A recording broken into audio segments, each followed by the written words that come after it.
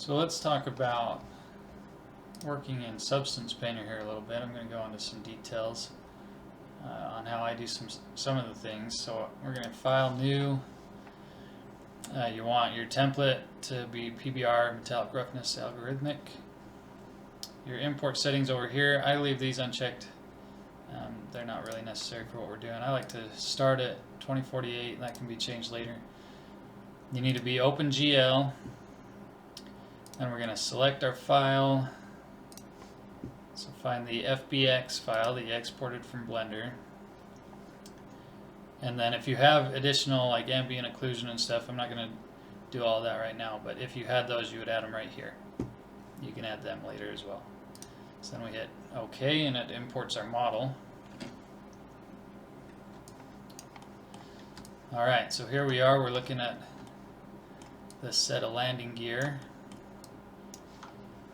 I'm going to come here to the texture set list real quick, and I'm going to change this. This is the material name that I had assigned to this. So I'm going to right click and just hit edit name so that it doesn't go over my Tundra set of gear that I've already been exporting. So I fixed that. I'm also going to go to our texture set settings here and hit the plus. We're going to add an opacity channel. It just needs that for when we export. And then real quick, we'll also bake our mesh maps. I like to put this at 4K just to begin with, and I'm going to jump this up to say 25. We don't need an ID map. And then on ambient occlusion, on the self occlusion, I'm just going to put only same mesh name. That helps on this particular part, because if we had it as always, then the wheel pants here would cast ambient occlusion onto that wheel, and then as you saw the wheel spin, you would see a dark section spin around. So I'm going to do only mesh name, and it's actually easier if you just bake your ambient occlusion in Blender and then bring that in, but I'm not going to go over that now. There's plenty of YouTube videos on how to bake ambient occlusion.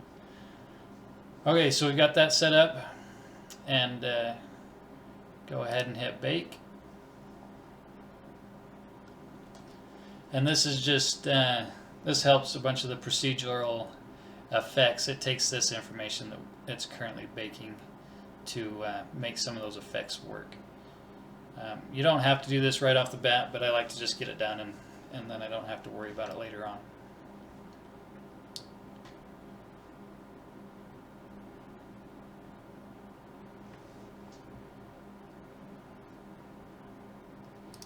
Okay, so we've got our maps baked, and now let's just jump into some of the, I'm just going to try and go over some of the simple things that I use. So first I'm going to select this layer, and I'm just going to delete that one. And I'm going to start here with the little paint bucket plus, that's a fill layer. We're going to add a fill layer here. And jump back over to our properties here. So this fill layer, I'm going to tell it to just be height. So if you hold Alt and select height, it'll drop just to the height channel. And let's say we're going to make rivets. So for rivets, they're going to bump out, so I'm going to adjust the height up to whatever, something like that for now. It doesn't really matter. Then we're going to come back up to our layer. We can even rename it real quick. Rivets. And then we're going to right click and add a black mask. Now this black mask is where we're actually going to paint our rivets. And the reason we do this, you'll see in just a second. So we come down here onto our model, and we want to paint some rivets. So there we go, one click, and I've got a little rivet right there. But I don't want to have to go along and click and click and click like that. So you come down here and you change your spacing. We're going to jump that up to, I don't know, something like that. And then if I click, and then I hold shift, and I run down here and I click again, there we go. Now I've got some spaced out rivets. And if you don't like that spacing, you can come back down here to your spacing again, try a different number, and do it over again. So you can get a whole lot tighter, you can get farther apart, however you want. Okay, so, but say I like that, but those rivets, they don't stick out enough, or maybe they stick out too much. So we jump back here to that fill layer. So we were on our mask, but now we're on our fill layer again. And on the fill layer, we're going to come back down to our height channel. And here, if we crank it up, it makes those rivets way more obvious. Or we can crank it down, and they get more and more faint. Maybe they're really slight, really shallow rivets there, maybe. All right, so we can adjust that and get it just to how we want those rivets to look. But now, to add even a little more to that, let's right click and we're going to duplicate that layer. Now on our duplicate, we're going to back on our fill layer, come over to this height channel again. Now I'm going to take that into the negative. Let's actually drop it below the one that goes positive. And at the moment, I mean, there's a change, but not quite the change we were looking for. So we're going to go back to our mask. We're going to right click on this mask. We're going to add a filter. And on this filter, we're going to add a blur. Now on our blur, we're going to take that out a little bit. Then we can jump back to our fill. We're going to adjust our height. Notice how now we're getting a little bit of a dimpled effect around our rivet. Let's see if I adjust. There we go. So there's that dimpled effect, and we can make it way more obvious, or just a little bit. And we can go back to that blur again, and we can adjust that intensity to how far out you want that dimpled effect to be. Alright, so that's one method of how to do rivets, and you can do multiple layers if you need to add even more to it. So let's go ahead and select those, and I'll just delete those, and we'll start with another fill layer. And say, for example, you want, let's do another height thing, and we'll bump it up like that. We'll add our black mask. Now let's say we want the big washers that you see on like cowlings and such. So I'm going to jump over here to my brushes, select that basic hard. I found this one works great for those big washers that you see. Get it to the size you like, and then we stamp that there. Just like that, we've got a washer. Now, again, you can go back to your height channel and you can adjust how obvious you want that washer, or maybe it's inset, right? And you can adjust that, and that's the beauty of using a mask, is you can adjust your height and all of that afterwards. So we've done that, but now we need the screw that goes inside it, so let's add another fill, and we'll give that another bit of height to it. Give it a black mask. And on that, let's jump into our alphas here and find a screw. So now we want to add a screw into the middle of that. And there we go. Now we've got a screw in the middle of our washer. And on the screw we can adjust how high it is, or maybe it goes in. And so that creates that. So now all we've done so far is added height detail though. And I suggest, I mean there's plenty of ways to do it, but I suggest that you do your height detail and you do color on different layers so that you can adjust all that separately. So let's add, or actually let's duplicate that screw, and this time on that layer we're going to jump over to color. We're going to say we'll go with something really obvious. So there we go. Now we've got a red screw. And say on our washer, which was this layer here, we can duplicate that. We can change it over to color.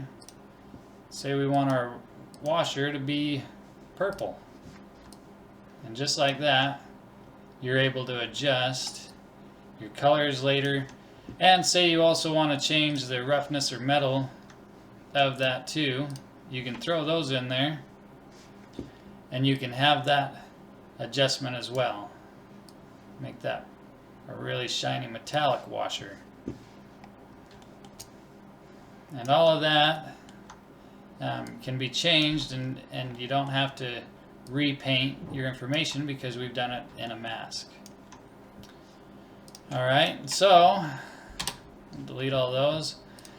The same goes for if you're doing stitching. Now I know we're working on a hard piece right here, but let's just show some stitching real quick. So I'm going to even search for stitches and trying to remember. I think it's stitches small that I like. And on this fill layer, again, we've got to add our mask. And to make it obvious, we'll go with our color and we'll turn it red real quick. And that didn't change my brush, so let's try that again. There we go. And there's that, but it's just doing color. So let's jump back here and we adjust our height. Now again, you should be doing this on separate layers so you can change your height and color and all that separately. Sometimes you end up with all your color in a folder much higher. But anyway, that gives you an idea. And again, you change on your brush over here, you can change the spacing of that to adjust how close or how far away you want your stitches. And if you want it to follow as you draw, like it does here, that's this follow path option. You want to turn that on so those stitches will follow where you go. Alright, and then another thing that adds to the realism of that is you go ahead and duplicate again, and back on that fill layer, we can jump that down to just the height. We'll suck that in. We'll pull it underneath those stitches. And on our mask, we'll do that blur again. Filter and blur. Notice how now your stitches appear to be affecting the material that they're actually stitched on. Alright. So, let's see. What else did I have on my notes here I wanted to share? Painting. So let's go. So we can go ahead and get rid of those now. So I'm going to change this over to orthographic view, so we're looking straight down the side of it. Now as you're moving your view around, you're holding Alt and left click to move around like so. If you want to snap to straight on, just add Shift in there, and Shift will snap you so that you're looking straight. Alright, so let's add a fill layer. We'll add a mask to that. And this fill layer we're going to give, I don't know, another obvious color like that. And I accidentally bumped rotation. Okay. So that, and then we come over here to our mask. Now I want to paint this wheel pant red. So I'm going to come over to the left side here. I'm going to select this polygon fill. I'm going to select this, which is the object or mesh fill. And then when I select my wheel pant, it selects the whole thing. Jump back to my paintbrush, and now my wheel pants are painted red. Now that's, that's good and all, but I want to put a neat stripe on these wheel pants.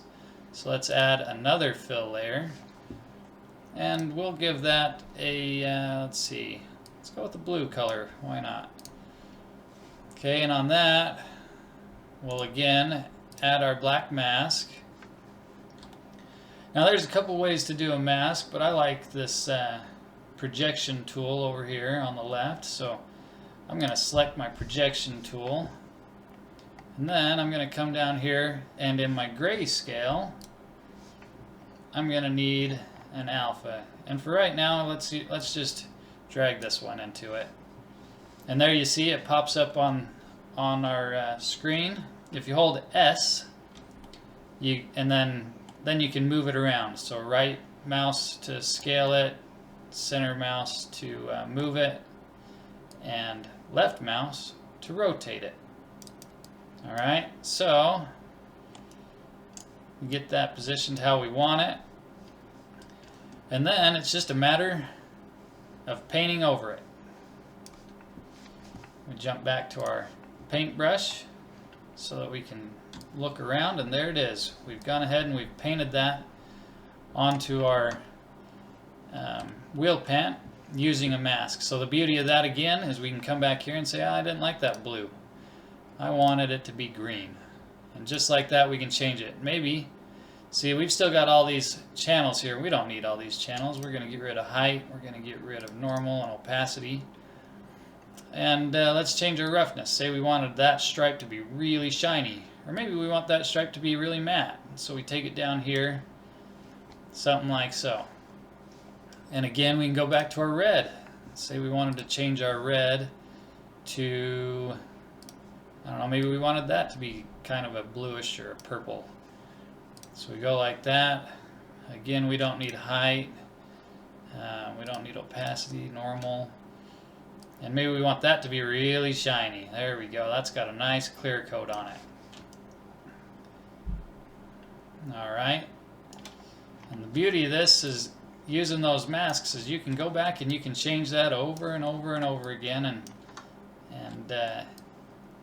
until you get exactly what you want. As opposed to, as opposed to just having a normal layer here, and on that normal layer you came in with one of your brushes, and on that brush you had a color, and you came in and you started painting that. Well, I'm not a fan of that. I'd rather that be green. But if I come over here and change this to green now, well, my brush changed to green, but that color didn't. And so that's why I prefer to use a fill layer and a mask, is it gives you the ability to change all of your settings later on. Alright, let's see, what else have we got here that we can talk about? Oh, making things dirty. Alright, so let's add a folder. We'll call this paint. We'll take these two layers and we'll drop them in that folder. Now we're going to add another layer, and I want it outside of that folder. And this we're going to make be dirty. And just to make things go extra fast, we're going to use a smart material. I generally actually don't use smart materials all that often. I prefer to kind of build up my materials on my own, and if I build up something I really like, then I'll save it as a smart material. But to save some time, we'll use one here real quick. So here we go, we got a dirt smart material. We'll drag that out here. And then, let's see, we're going to want to give that a mask. Let's see, trying to think of how I want to do this. Now let's add this, so we can add a black mask just direct to that whole folder. And I'm going to come back over here to my polygon fill, and we're going to put dirt on these tires. So, grab that. There we go.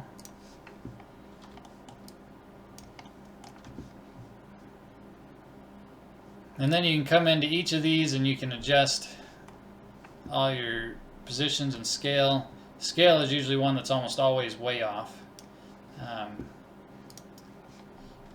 And you know what, to make this even more followable, let's just get rid of that. So let's go on to this fill layer I added real quick, and we're going to give that a black mask. And that black mask, we're going to come over here. Let's see, I want a grunge for my black mask. And I'm going to come here and let's just pick, I don't know, let's pick this one real quick. Oh, that's right.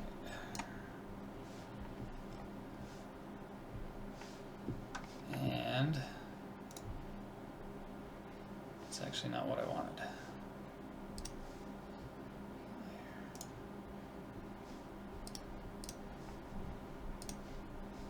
Here's where I wanted that. Grunge.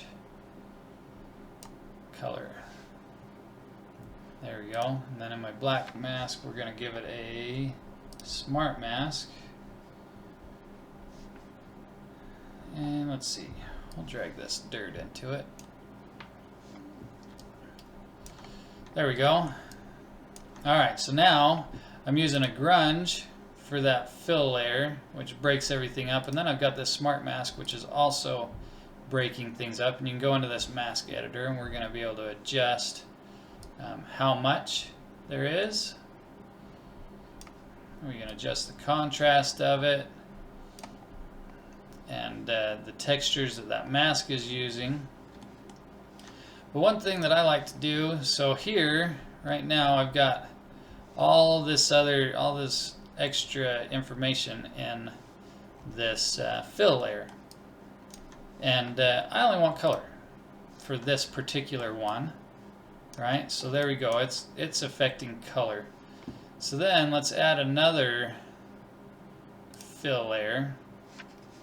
We'll go ahead and we'll drop another grunge onto that one. Let's drop this one just for the sake of it. But this time, we're going to drop that grunge into our roughness channel. And that's all we need, is that roughness channel. Now look at that. You can already see there's a big effect that's having. And then we can again add a mask.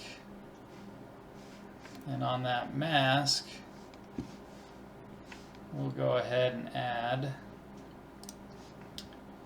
another one of these smart masks. Let's see, something like that.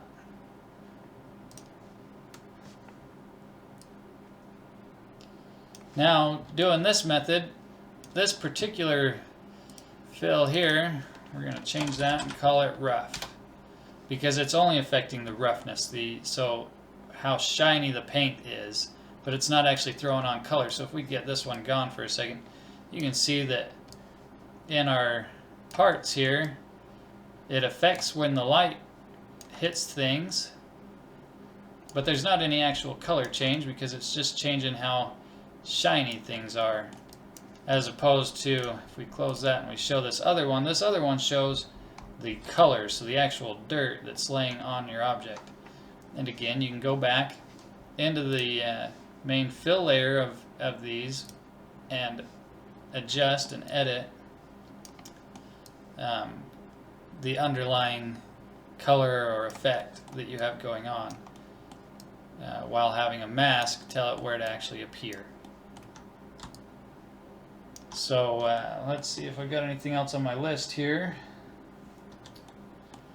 That's all I've got at the moment. Hopefully that helps. I use masks a lot.